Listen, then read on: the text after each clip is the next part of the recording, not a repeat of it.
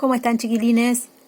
La intención de este video es prepararlos un poco más para el parcial con un tema que nos quedó como medio sin poder terminar y concluir con respecto a lo trabajado en esta unidad, que es la unidad que tiene que ver con la literatura medieval y específicamente con, como ya saben, la Divina Comedia.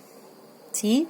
Ustedes saben también que estaba previsto que nosotros trabajáramos de la Divina Comedia solamente los 3 primeros cantos, por una cuestión de tiempo, por una cuestión de organización y porque de esos 3 primeros cantos podemos deducir varias cosas que tienen que ver con las generalidades de la obra. ¿Sí? Primero, la intencionalidad de la obra.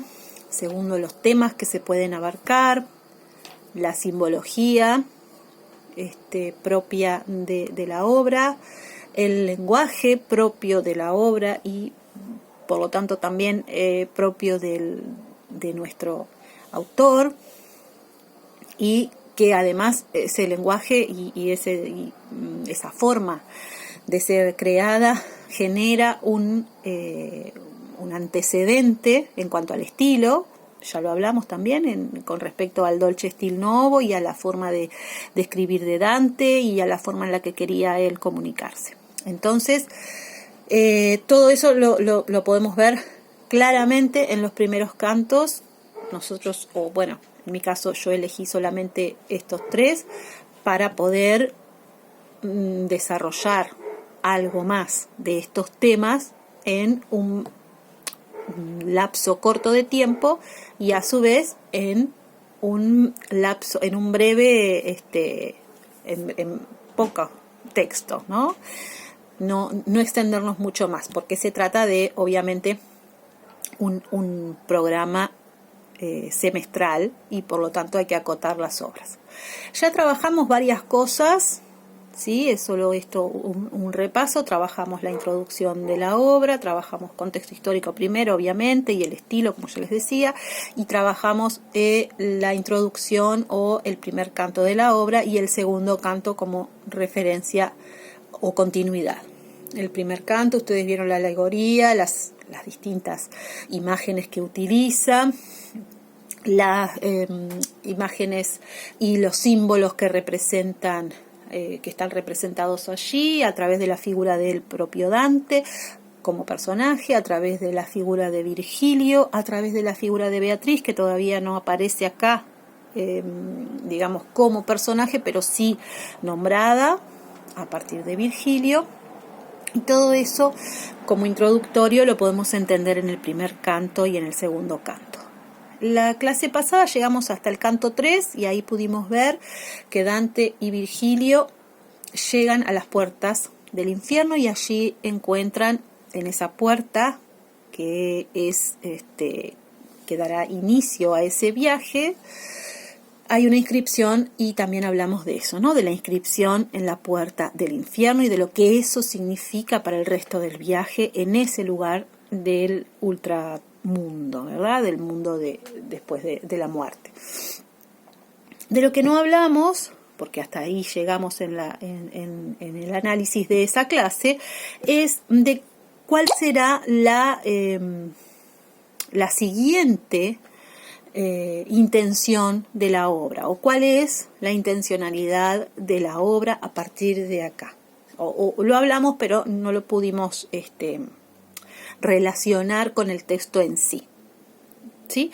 Es decir, nosotros hasta ese momento entendimos que Dante hará ese viaje a través del infierno, después a través del purgatorio y después finalmente a través del cielo para llegar a Dios y para conocer la verdadera luz, que es la de Dios.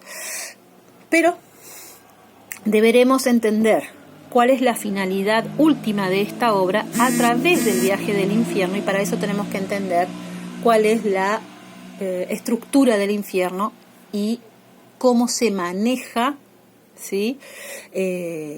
Cómo se manejan los personajes que ya están allí, o qué es lo que les sucede a los personajes que ya están allí según Dante. Y por eso tenemos que hablar de algo muy importante que se llama, o que se llamó a partir de esta obra la ley o la teoría del contrapaso.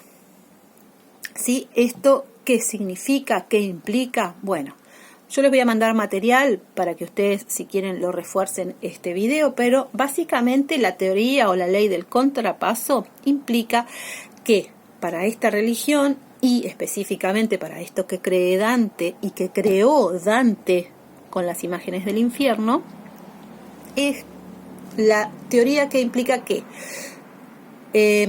para cada pecado hay un castigo, ¿sí? Un castigo que puede estar en sintonía con ese pecado, ya sea por analogía o ya sea por antítesis, es decir, por parecido o por oposición.